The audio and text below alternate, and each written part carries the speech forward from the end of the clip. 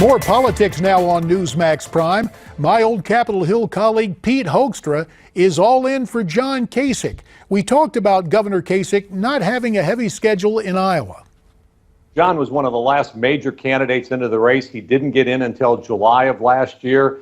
He's not as well known as some of the other candidates. He felt that he really needed to concentrate on one of the two first states, either Iowa, New Hampshire. He decided he'd focus on New Hampshire. I think it's playing out to be the right strategy. He's gaining momentum in New Hampshire. He's consistently now running second in New Hampshire. It's going to be his ticket into South Carolina, into Nevada, into the rest of the primary states. Well, let's talk more about the establishment lane heading into New Hampshire. You've got Jeb Bush, Marco Rubio, and Chris Christie also there vying for the same votes.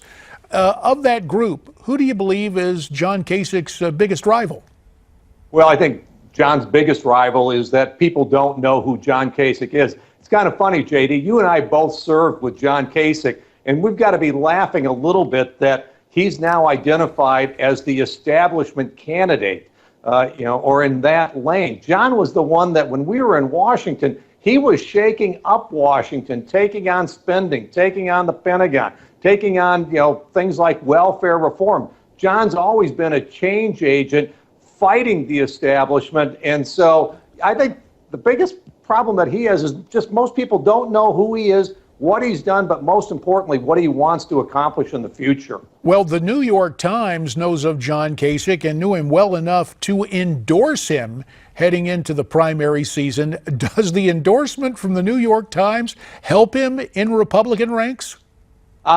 Typically, you'd say no, but when you read it, the New York Times endorsement closes with something along the lines of, but, don't really think that John Kasich is a moderate. He's gone after the unions. He's pro-life. He's cut spending. He has reduced taxes. Very much a conservative agenda. And so if you read the whole thing, I think people understand exactly who John Kasich is. If you look at the headlines and say, oh, he's endorsed by the New York Times, then it doesn't help him. But if you read what they say, I think it captures John pretty well. Well, let me ask you, because earlier you were talking about polling that put John Kasich in second place in the Granite State. Obviously, the candidate with the most resources, although ironically he has not had to spend those resources, is Donald Trump.